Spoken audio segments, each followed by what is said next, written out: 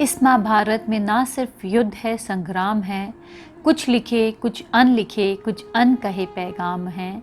आओ हम सब मिलकर बूझें इतिहास, इस इतिहास का।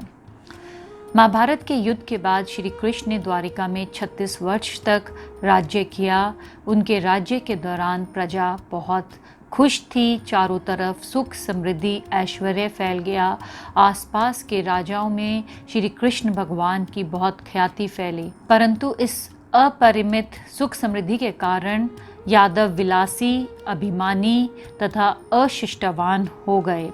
एक दिन कुछ ऋषि द्वारिका में आए तो यादवों ने उन ऋषियों से मजाक करने के लिए एक साम नाम के मनुष्य को स्त्री के रूप में लाकर उन ऋषियों के सामने खड़ा कर दिया और ऋषियों से बोला कि हे ऋषिवर, ये बताइए कि इस स्त्री के पुत्र होगा या पुत्री।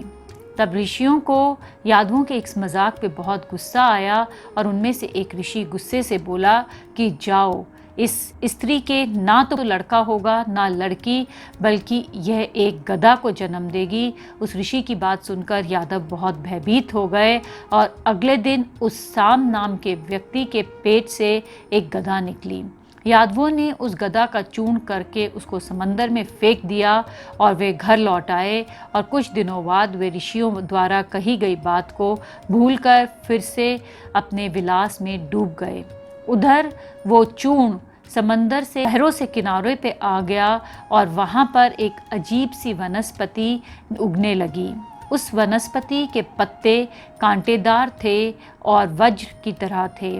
इधर एक दिन सभी यादवों ने सोचा क्यों ना समंदर किनारे जाकर रास विलास किया जाए। वहाँ पर पहुंचकर उन सब ने खूब खाना पीना मौज मस्ती की और फिर मदिरा के नशे में वे एक दूसरे के साथ गाली गलौज करने लगे। कुछ समय बाद उनमें आपस में लड़ाई झगड़ा होने लगा।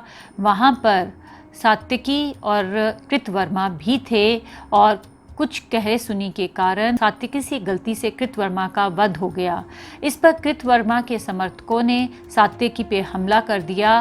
प्रद्युम्न ने सात्यकी को बचाने की बहुत कोशिश की इस अफरा तफरी में, परंतु दोनों सात्यकी और प्रद्युम्न मारे गए और इस तरह सभी यादवों ने आपसी लड़ाई में एक दूसरे का वध कर दिया। जब ये समाचार बलराम को पता चला तो उन्हें बहुत दुख हुआ और वे प्रभास क्षेत्र को निकल गए और वहाँ योग के जरिए उन्होंने अपने प्राण त्याग दिए। भगवान श्री कृष्ण को भी समझ में आ गया कि अब समय आ गया है कि मुझे इस धरती को छोड़कर वापस अपने लोक को चले जाना चाहिए। इसीलिए वे वन में जाकर एक पीपल के पेड़ के नीचे बैठ गए और योग निद्रा के द्वारा अपने प्राणों का त्यागने का विचार करने लगे। तभी एक जरा नाम के बहेलिए का बाण आकर श्री कृष्ण के पैरों में लगा। वे उससे बहुत बुरी तरह से घायल हो गए और उन्होंने वहीं अपने प्राण त्याग दिए। जब श्री कृष्ण के पिता वसुदेव को ये पता चला कि अब श्री कृष्ण नहीं रहे तो उन्होंने भी अपने प्राणों को त्याग दिया। फिर समंदर का पानी द्वारिका में घुस गया और द्वारिका वहीं ख़त्म हो गई। फिर मिलेंगे हम अगले एपिसोड में, तब तक के लिए जय श्री कृष्ण।